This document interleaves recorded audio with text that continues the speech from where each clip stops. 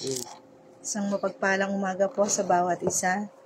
Pasensya na po at nagkaroon ng technical problem po sa ating mga communication sa internet.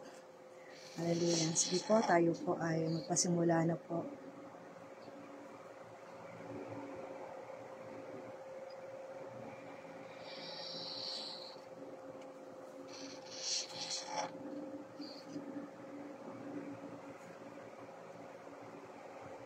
Hallelujah. Praise the Lord. Glory to God.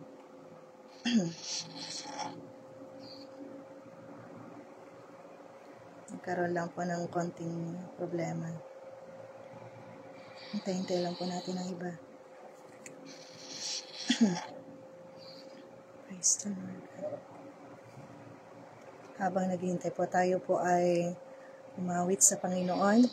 Isa na po natin ang umawit sa Panginoon. Hallelujah. Praise the Lord.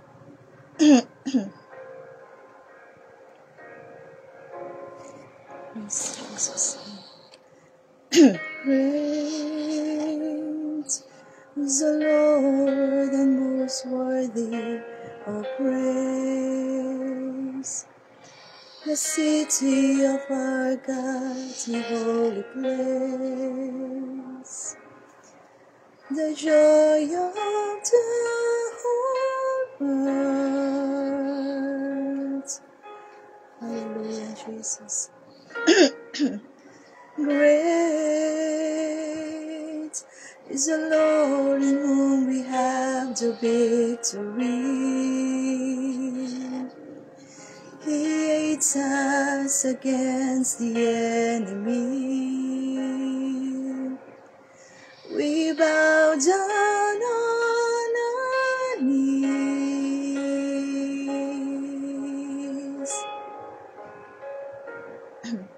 And Lord, we want to lift your name on high.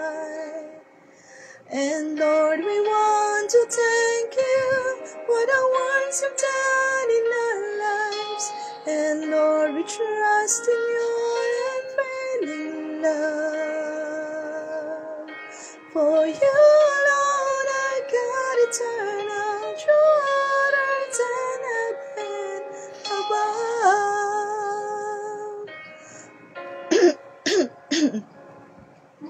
Great is the Lord and most worthy of praise. The city of our God, the holy place. The joy of the whole world.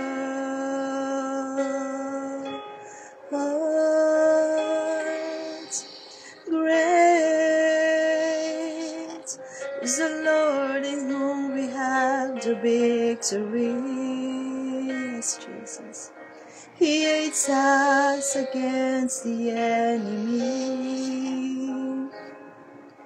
We bow down on our knees.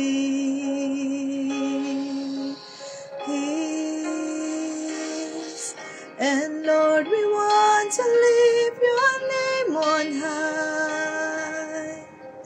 And Lord, we want to thank you for the works you've done in our lives. And Lord, we trust in your unfailing love. For you alone are God eternal, throughout earth and heaven above. And Lord, we want to lift your name on high. Yes, Jesus. And Lord, we want to thank you for the works you've done in our lives. And Lord, we trust in your unfailing love. For you alone are God eternal, throughout earth and heaven above. For you alone are God eternal, throughout earth and heaven above. For you alone are God eternal, throughout earth and heaven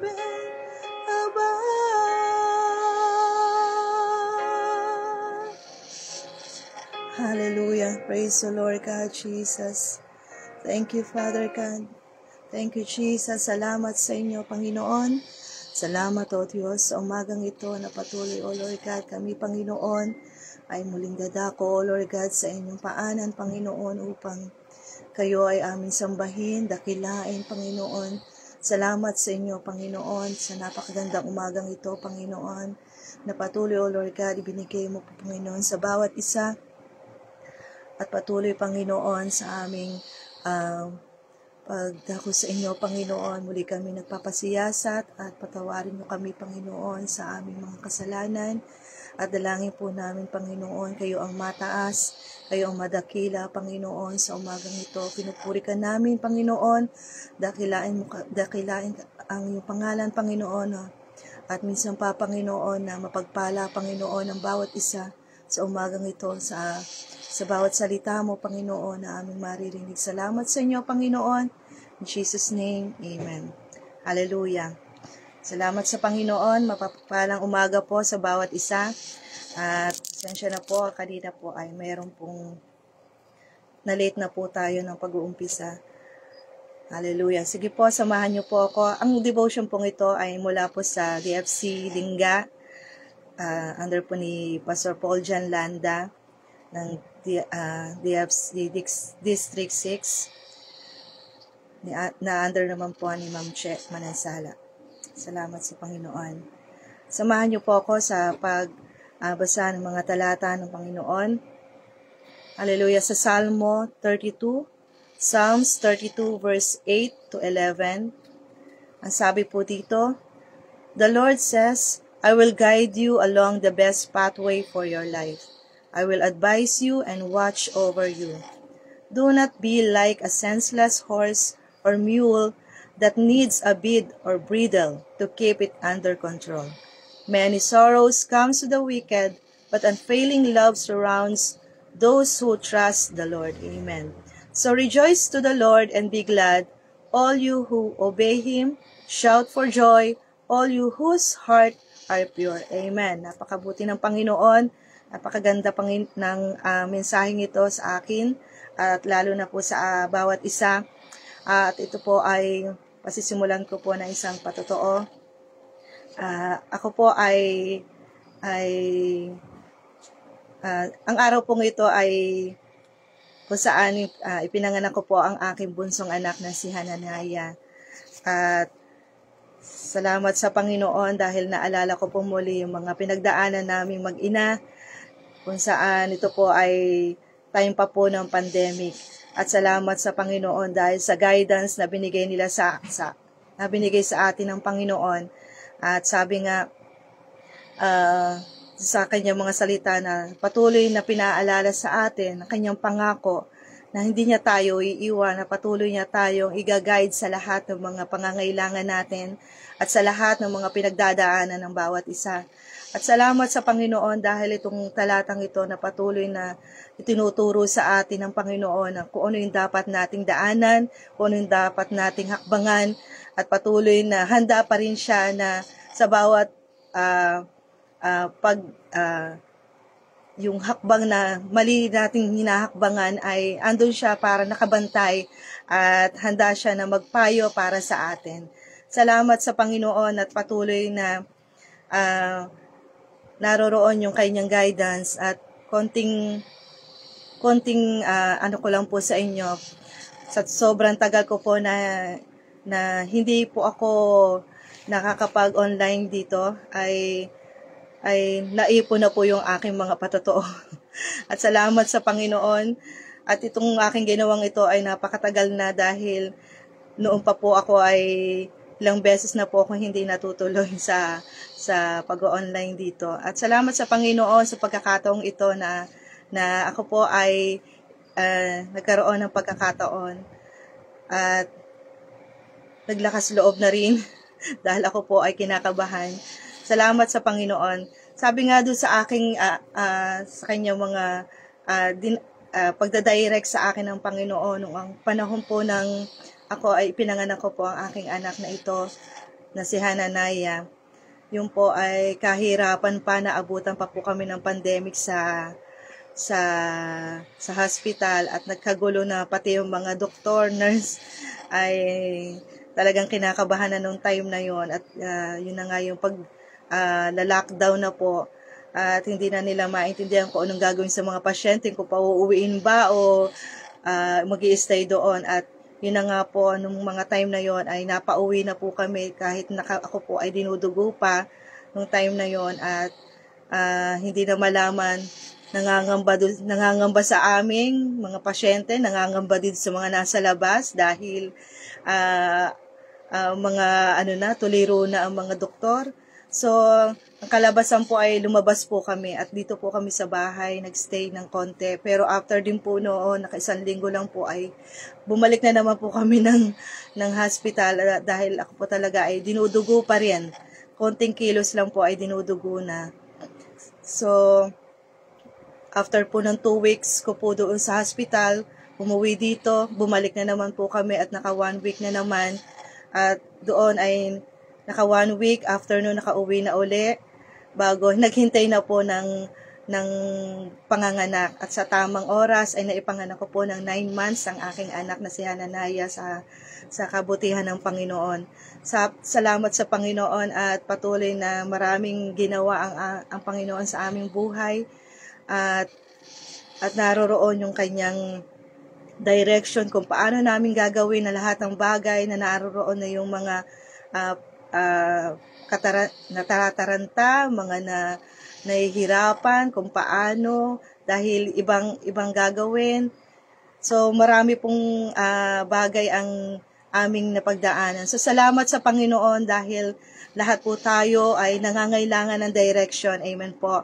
At mula bata hanggang pagtanda natin ay mayaman man o mahirap, lahat po tayo ay pare-pareho na nangangailangan ng direction. Amen. Pagkailangan po natin ng mga bagay na hindi po natin nalalaman or mga advice, naghahanap po tayo ng mga mas marurunong syempre. At naroroon na naghahanap tayo ng mga tao na mas alam natin kung ano yung matutulungan tayo. At salamat sa Panginoon dahil sa ating mga Kristiyano, hindi na po bago, hindi na po mahirap kasi alam naman natin or minsan may mga time pa rin sa atin na talagang sa tao pa rin po tayo lumalapit. At nakakalungkot po dahil naroroon yung sa sobrang katarantahan na natin, kabalisahan, ay sa tao na po tayo nakakalapit. Pero sabi ng Panginoon, patuloy po tayong pinapaalalahanan ng Panginoon. Saan ba dapat tayo lumapit una? Siyempre po, napakabuti at talinong pagpapasya kung unang-una ay sa Panginoon tayo lalapit. Amen. Dahil ang kaalaman po ng tao ay may hangganan at hindi gano'n na perfect na katulad ng sa Panginoon. Amen po. At sa dami po ng ating mga problemang dumarating, nature na po at o likas sa atin ang mga problema. Alam na po natin na ito po ay hindi permanente. Amen po. Ito po ay may katapusan.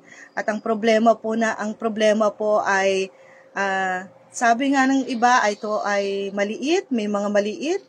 Tingin ng iba ay maliit, tingin ng iba ay napakalaki dahil may mga time na nalulugmok kayong mga kapatid natin sa Panginoon, mga naawa sa sarili dahil sa sobrang laki ng problemang dumarating. At may mga problema po na napakahirap isolve dahil na tingin niya sa sarili niya ay wala siyang kakayanan na harapin tong mga bagay na ito.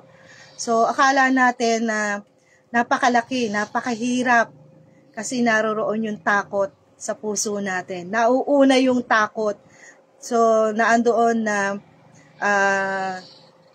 dahil sa takot ang nauuna, ay nagagawa natin na sa tao na lamang or dahil naroroon na mas nagtitiwala tayo sa mga tao na nasa paligid natin. o saan tayo lalapit, saan tayo kailangan natin ng pera. Mga ganong bagay po na normal sa tao. Pero dahil po tayo po ay mga anak na ng Panginoon, nalaman na natin na ang lahat ng source, lahat ng bagay ay galing lang sa Panginoon. So, wag na po tayong magpaligoy-ligoy. Sa Panginoon po muna tayo lumapit. Dahil tunay nga ang Panginoon lang ang magbibigay sa atin. Lalapit na po ang lahat ng iyan sa ating buhay at sila na mismo at hindi na po tayo ang mahihirapan kung sino ang ating lalapitan. Kusa na po ibibigay yan sa atin ng Panginoon dahil ang Diyos ay mabuti sa atin at napakadakila niya sa ating buhay at naranasan po namin mag-asawa ang hirap dahil pareho po kami full-time. Yung aking pong trabaho ay wala na for 19 years na give up ko po. Naalala ko po nung ako po ay nag-Bible school nga po. Nung pumasok po ako ng Bible school na para po give up ko na po yung aking pagtatrabaho at ito na po yung pagkakataon ko na ako po ay makapag-aral sa Bible school. Ngunit hindi ko rin po natapos dahil nga po ako po ay nabuntis. Salamat sa Panginoon at ginamit din sa pangalawang pagkakataon ako po ay muling nabuntis. Ako po ay nagkaanak na po ay first time ko pong manganak ay 36 years old na po ako. Nagbuntis at 37 na nung may panganak ko po yung panganay ko at nabiyayaan po muli ng anak na si Han noong 2019 na po. So, salamat sa Panginoon dahil talagang ibinigay sa amin ng mga anak namin na isa talagang napaka-blessing at 11 years po namin hinintay na magkaroon ng anak. So, salamat sa Panginoon. Binigay po sa amin yun dahil patuloy tayong umaasa at nagtitiwala sa Panginoon dahil hindi natin alam kung ano ang ating kahantungan sa buhay nating ito. So, salamat sa Panginoon. Naroon yung direction ng Panginoon na magpatuloy at patuloy na magbigay sa atin habang tayo ay nagpapatuloy at naghihintay sa Panginoon, sa gagawin sa atin ng Panginoon. Patuloy tayong magpalakas at patuloy tayong magbigay sa Kanya ng humingi tayo palagi ng direction kung paano natin gagawin o lalakaran yung naisin niya para sa atin. Hallelujah. Sabi nga na yung mga problema na nag-encourage sa atin, tunay na ito ay nagbibigay sa atin ng creative thinking. At itong mga problemang ito ay sadyang nagbibigay sa atin ng kung saan nagiging challenge to sa atin at na ito ay pagkakataon ng bawat isa na mag-grow sa ating buhay at may bigay natin yung mas lalong maibigay natin yung tunay na pag-ibig natin na hanggang saan ba yung ating pananampalataya sa Panginoon. At ang mga problemang ito na sadyang nagbibigay ng kalakasan at patuloy na katatagan sa ating pananampalataya. Sabi nga sa James 1:3, ito pong mga problema itong dumarating sa buhay natin, nagdudulot ng katatagan sa bawat isa sa ating mga pananampalataya. So, napakabuti ng Panginoon dahil ito po ay nangyayari sa atin dahil tayo po ay sumusunod sa naisin ng ating Panginoon. Napakabuti ng ating Panginoon at talagang ang kanyang pag-ibig sa atin ay wagas kailan paman. Hallelujah. Salamat sa Panginoon sa napakaiksing oras na ito. At nagpapasalamat tayo sa ating Diyos na patuloy na hindi ko na po pagkakahabaan sapagkat kakunting oras na po. At salamat sa Panginoon, puputulin ko na po ang pagbibigay ng totoo at muli tayong magpasalamat sa Panginoon at purihin natin ang ating Panginoon. Salamat sa Panginoon. Hallelujah. Tayo po ay manalangin. Hallelujah. Salamat sa inyo, Panginoon. Thank you for God. Thank you, Lord God Jesus. Hallelujah. Hallelujah. Hallelujah. Salamat sa inyo, aming Ama, aming Diyos, sa maiksing oras na ito na ipinagkaloob mo sa bawat isa. Nawa po, Panginoon, na ang mga narinig po namin sa umagang ito ay maging kalakasan at maging challenge, Panginoon, sa bawat isa na magpatuloy sa kabila ng mga problema dumarating sa aming mga buhay at patuloy na manindigan na may isang Diyos na kailangan namin panampalatayanan. Salamat sa Panginoon dahil patuloy kayong nagbibigay sa amin ng katatagan na magpatuloy at hawakan palagi ang iyong mga salita, ang iyong mga pangako sa amin. Salamat sa inyo, Panginoon, sa kalakasan palagi sa araw-araw na aming naririnig, sa araw-araw na aming pagsasama-sama sa umagang ito, Panginoon. Salamat sa Panginoon dahil ang buhay na namin, Panginoon, ang magpuri, Panginoon, ang mag-aral ng iyong mga salita. Tulungan mo po, Panginoon, ang bawat isa na mahawakan palagi, Panginoon, ang iyong mga pangako.